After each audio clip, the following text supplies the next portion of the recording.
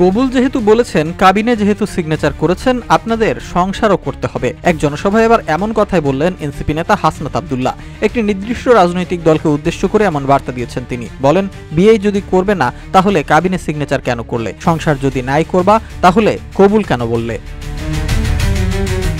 এ সময় এনসিপির মুখ্য সমন্বয়ক নাসির উদ্দিন পাটোয়ারিকে উদ্ধৃত করে হাসনাত বলেন, স্বাক্ষর করার পরে তারা আবার বিপক্ষে অবস্থান নিয়েছে। বিয়ে যদি না করলে তাহলে কাবিনে কেন স্বাক্ষর করলেন?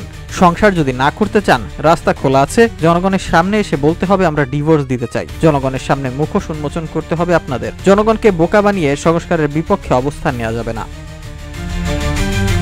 হাসনাত আব্দুল্লাহ বলেন, সংস্কারের বিপক্ষে যারা ন্যায়ের অবস্থান নিয়েছে তাদের চিহ্নিত করে রাখুন। তারাই আবার তত্ত্বাবধায়ক সরকারের ভোট এবং মৌলিক অধিকারের বিপক্ষে অবস্থান নেবে। আজকে যারা ব্যালটের বিরুদ্ধে, ভোটের বিরুদ্ধে, সংস্কারের বিরুদ্ধে অবস্থান নিয়েছে তাদের চিহ্নিত করুন। কালকে তারা জনগণের বিরুদ্ধে অবস্থান নেবে।